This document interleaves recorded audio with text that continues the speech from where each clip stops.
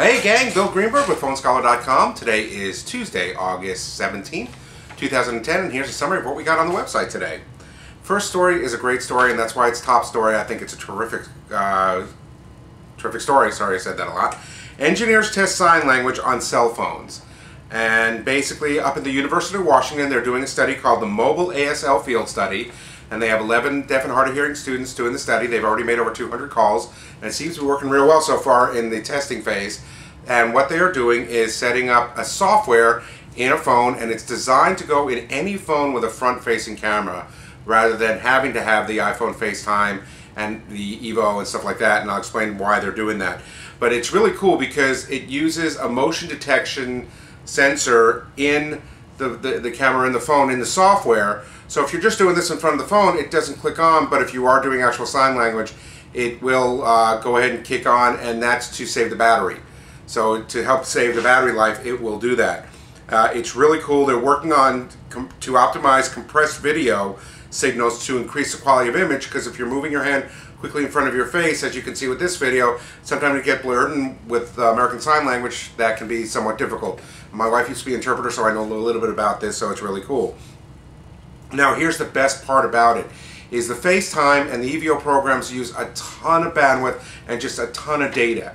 And so what they're saying is the mobile ASL uses only 1/10 of the bandwidth that the FaceTime does, which is really cool.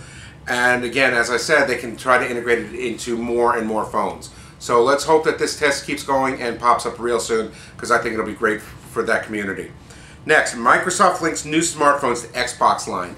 Wow, this is just pure genius. You got to take a look at the video. There's a demo video showing the Xbox Live games on the phone, and Microsoft, who's desperately trying to get back into the game, because obviously their Mobile 7, their Mobile 6 and before have not been that successful, but they are desperately trying to get back into the game, and this may just do it, especially for heavy-duty gamers. And there's supposedly something like 60 phones between the different carriers that are already in line for getting Windows Mobile 7. So, or they're calling it Windows Phone 7, not mobile anymore, it seems like. But take a look at the video. Some of the preliminary games are looking in the lineup when it first comes out, and they're talking about having this coming out during the silly season this year. So take a look. Halo Waypoint, which we all know what Halo is. Crackdown 2 Project Sunburst, Guitar Hero 5, and then some of the new games like Elo Milo, which I'm not quite sure what that is. I'm not a huge gamer, but for those of you who know what that is out there. So again, something very, very positive for Microsoft going forward, and possibly getting back into the smartphone arena. So here we go. Next, Apple won't change antenna for Verizon iPhone, says expert. Now this is not coming from Apple, but the whole concept of the fact that there's more and more stories about this tells me that this iPhone thing for Verizon is going to happen. Just seeing the way the industry runs, stuff like that. But basically he's saying that it's just way too expensive, and way too much R&D would be needed. They were talking about putting a coating on it. That's probably not going to happen.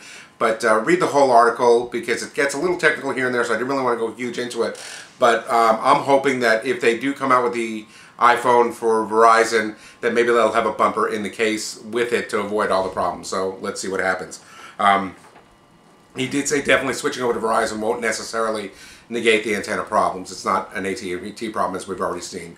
And lastly, Verizon Systems reveal new Android devices, Motorola Droid Pro, and a possible tablet, or a possible couple of tablets. And there was a link to the Verizon roadmap for 2010-2011 in there, which had Genius Boy has a tremendous timeline kind of thing for the possible Verizon new things coming, which is also going to coincide with their rolling out their LTE, their 4G generation. So it looks like they have some really, really cool things coming. Take a look at the article. Looks like the Droid Pro is pretty much a definite coming sometime around November. A 4-inch screen and a 1.3 gigahertz processor, which is pretty huge. And it's called the Pro because they are, right now, everything that I've read, they're kind of designing it for business. Obviously they're going to market it to everybody, but they are setting this up for a lot of business applications.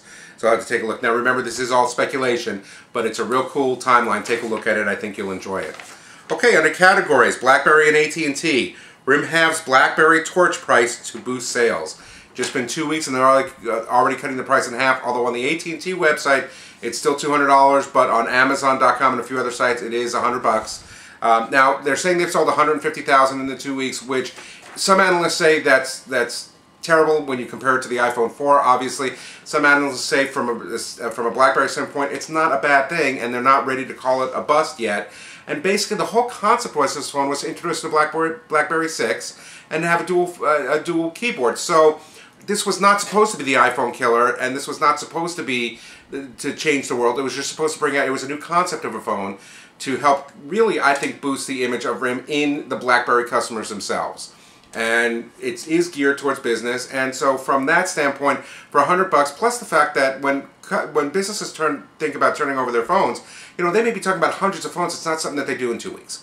So again, I think it's going to you're going to see that it's going to turn out to be a very nice thing, and it will lead to better and more things if you're a BlackBerry fan and you're a Crackberry person. So keep an eye, check that out. Next, under Nuke iPad and iPhone, Nuke e-reader software ready for iPhone and iPod Touch, and I put the link for the software to download. It has been on the iPad up to now, the Nuke ebook site. Now it's available for iPhone and iPod Touch, and the advantage with that is it opens it up to over 1 million ebooks available if you're one of those people, so check it out. And then finally under Apple, a follow-up to yesterday. Apple manager pleads not guilty to kickback charges. Now get this, there's 23 counts of wire fraud conspiracy, and money laundering he's charged with. This supposedly began back in February of 2007, and it's gone up till basically now, and there's been over $2.5 million in kickback payments, supposedly. So that's going to be something interesting, and again, I'm sure Apple is suing him civilly for this, so I think they're trying to position themselves away from that. That's all I got for today. As with always, check out the entire article on www.phonescholar.com. Sorry about the link on this one, but I had a lot of news to give, and I shall talk to you tomorrow.